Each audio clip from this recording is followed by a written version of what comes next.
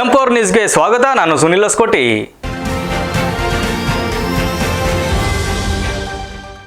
ಅಧಿಕಾರಿಗಳ ಎಡವಟ್ಟಿನಿಂದ ಪ್ರತಿದಿನ ಜನರು ಜಗಳಾಡುವಂತೆ ಮಾಡಿದ್ದಾರೆ. ಸಿಸಿ ರಸ್ತೆ ಮಾಡಿ ಒಬ್ಬರಿಗೊಬ್ಬರು ಹೊಡೆದಾಡುವ ಸ್ಥಿತಿ ನಿರ್ಮಾಣವಾಗಿದೆ.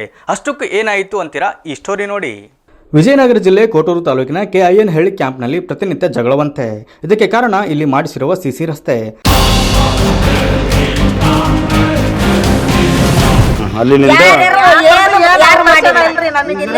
ಚರಂಡಿ ಇಲ್ಲದೆ ಸಿಸಿ ರಸ್ತೆ ಮಾಡಿ ಒಬ್ಬರಿಗೊಬ್ಬರು ಹೊಡೆದಾಡುವ ಸ್ಥಿತಿ ನಿರ್ಮಾಣವಾಗಿದೆ. ಹಗರಳ್ಳಿ ಬೊಮ್ಮನಹಳ್ಳಿ ಶಾಸಕರಾದ ಕೆ ನೇವಿರಾಜ್ ನಾಯಕಿಗೆ ಹಲವು ಬಾರಿ ಅರ್ಜಿ ಮೂಲಕ ಮನವಿ ಮಾಡಿಕೊಂಡಿದ್ದೇವೆ. ಆದರೆ ಇವರು ಓಟ್ ಹಾಕಿಸಿಕೊಳ್ಳಲು ಸಂದರ್ಭದಲ್ಲಿ ಮಾತ್ರ ಇಲ್ಲಿಗೆ ಬಂದಿದ್ದರು. ಈ ಕಡೆ ತಿರುಗಿ ಸಹ ನೋಡಿಲ್ಲ.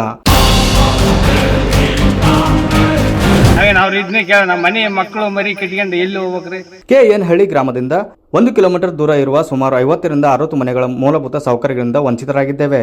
ನಮಗೆ ಸರಿಯಾಗಿ ಚರಂಡಿ ವ್ಯವಸ್ಥೆ ಇಲ್ಲ, ನಮ್ಮ ಚಿಕ್ಕ ಮಕ್ಕಳು ಅಂಗನವಾಡಿ ವ್ಯವಸ್ಥೆ ಇಲ್ಲ, ಹಾಗೂ ಶುದ್ಧ ನೀರಿನ ಘಟಕ ಇಲ್ಲ. ದಯವಿಟ್ಟು ಶಾಸಕರು ಮತ್ತು MP ಅವರು ನಮಗೆ ಮೂಲಭೂತ ಸೌಕರ್ಯಗಳನ್ನು ಒದಗಿಸಬೇಕೆಂದು ಸ್ಥಳೀಯರು ಆಕ್ರೋಶ ವ್ಯಕ್ತಪಡಿಸಿದ್ದಾರೆ. ಎರಡು ಸೈಡ್ ಈಗ ನಾ ಬಂದು ವಾಸ ಮಾಡಕ್ ಹಚ್ಚಿ 30 ವರ್ಷ ಆತ್ರಿ ಸರ್.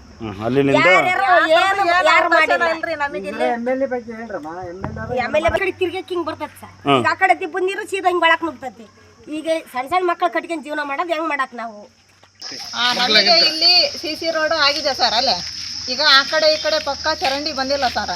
ಹಂಗಾಗಿ ನಾವು ಈಗ ಒಬ್ರಿಗೊಬ್ರಿಗೆ ಹೆಣ್ಣು ಮಕ್ಕಳಿಗೆ ಸಮಸ್ಯೆ ಆಗ್ತದೆ ಸರ್. ನೀರು ಹೋಗ್ತಾ ಇಲ್ಲ ಅಂತಂದೇಳಿ ಹಂಗಾಗಿ MP ಅವರು ಬಂದು ನಮಗೆ ಒಂದು ಸ್ವಲ್ಪ ಇಲ್ಲಿ ಚರಂಡಿ ಅವಕಾಶ ಮಾಡಿಕೊಡಕ್ಕೆ ಸರ್. ಈಗ ಆಮೇಲೆ ಮಕ್ಕಳು ಚಿಕ್ಕ ಮಕ್ಕಳೆಲ್ಲ 1 ಕಿಲೋಮೀಟರ್ ದೂರ ಆಗುತ್ತೆ ಸರ್ ಹೋಗಕ್ಕೆ.